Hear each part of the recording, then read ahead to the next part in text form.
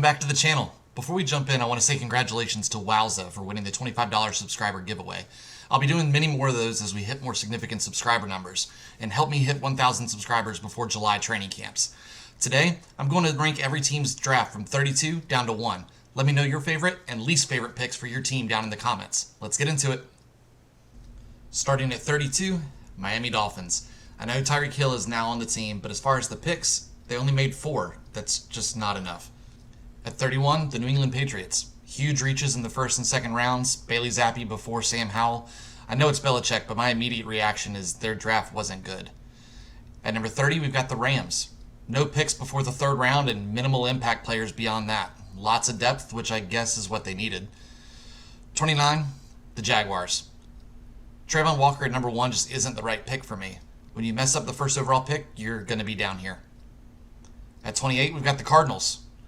Because they traded their first round pick on the day of the draft, I'll include Hollywood Brown, and I just don't think he's worth the same amount of value as A.J. Brown was.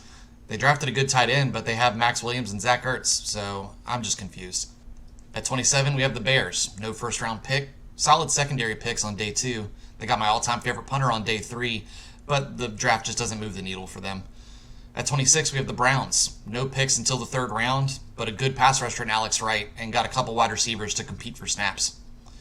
25, the Chargers. We're no longer in the bad draft territory, but Zion Johnson will be a solid starter at offensive guard. Isaiah Spiller will be a great backup for Austin Eckler, and beyond that, I just don't see any starters, but they did what they needed to do. They protected Herbert. At 24, we have the Commanders. They traded back to get more picks, but probably ended up reaching a little bit for Jahan Dotson. They addressed needs over best player available in most spots, but they did get great value on Sam Howell. At 23, we have the Vikings. They traded back, but didn't get nearly the haul they should have. I do like the Andrew Booth Jr. pick, and he and Klein should be great long-term answers in the secondary. At 22, the 49ers. Drake Jackson was a great get in the second round, and their day 3 pick should provide good depth, and Womack should be in the rotation at cornerback early. 21, the Colts. No first-round pick because of the Wentz trade. That hurts. They got a solid wide receiver in round 2, although I like Sky more there. Jelani Woods is a freak athlete in every way except for his hands, but we'll see what they can be in the NFL. Here at 20, we have the Steelers, who picked at 20, and they got to wait until 20 to get their number 1 quarterback on their board. Pickens should be a good target to replace Juju as well. At 19, we have the Bucks. No first-round pick, but 2 potential starters or at least rotational players in round 2. Rashad White will be a great pass-catching back for Tom Brady. At 18, we have the Saints. Trading up for Olave over Williams feels a little weird to me, but they did get a wide receiver to pair with Michael Thomas. Also, they got Penning to help protect Winston. He's raw, but he's a beast. At 17, the Cowboys. They really reached on Tyler Smith, but I like their day 2 picks. Tolbert could be poor man's Michael Gallup, and Sam Williams will really help replace Randy Gregory. At 16, we have the Raiders. I'm not counting Adams in this because he was traded prior to the draft. They had a great interior D-line depth, and I like the Dylan Parham pick. He'll likely start at guard on day 1. At 15, we have the Broncos. Another no first-round pick because of Russell Wilson, not counting it in the ranking, though. Benito, I think that's how you say his name, should start opposite of Chubb and contribute as a rookie. Greg Dulcich will help heal the pain of trading away Noah Fant, but they addressed needs and got good value. At 14, you got the Bengals. I love the Dax Hill pick. Taylor Britt will also allow Eli Apple to play fewer snaps. Number 13, the Bills. Kaiir Elam and James Cook will be impact players immediately. I think Shakir will do some good things with Josh Allen, and the rest of the picks are okay. At 12, we have the Falcons. Atlanta has a multitude of needs, but they're likely planning for next season. Drake London will be a great target for Mariota, but I think Desmond Ridder might see the field late this season. Might have the future of the Falcons offense. At 11, the Packers. Quay Walker and Devontae Wyatt will be 2 starters on their defense immediately. Their draft ranking for me hinged completely on them addressing wide receiver, and they did it with their second-round pick in Christian Watson. Super high-ceiling prospect. At 10, the Texans. Stingley was the best player available when they picked, and Kenyon Green, although a slight reach, addresses a big need. If Petrie can find a spot on the defense to start, then they've got a really good draft. At number 9, we have the Seahawks. Charles Cross is a stud. It's a shame that they didn't protect their quarterback until Russ was gone. Boye Mafe should be an impact player immediately. They'll be drafting a quarterback in round 1 next year, though. At number 8, the Titans. They must have known that A.J. Brown wasn't going to sign an extension for them to be willing to let him go. Treylon Burks has the potential to be a great replacement, but right now it's just potential.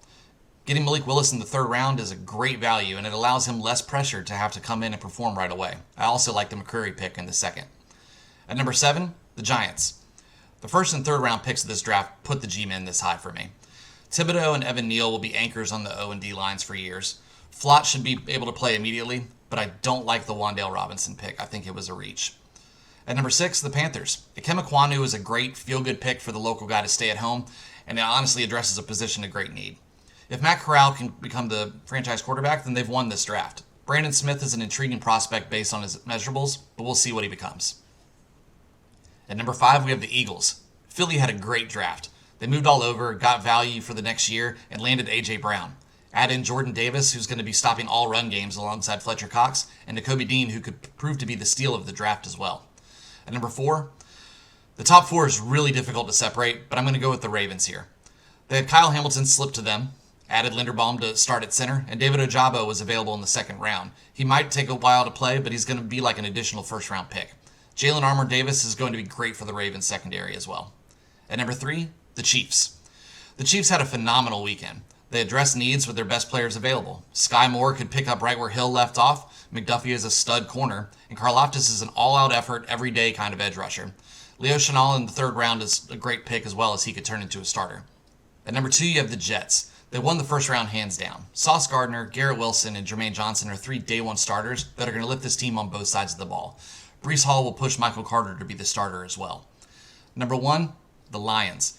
It was tough to land here, but they got the best overall prospect in the draft, my number 1 wide receiver, and Pascal and Joseph on day 2 will both be starters week 1 as well. They've got rookies to lead the change in this organization.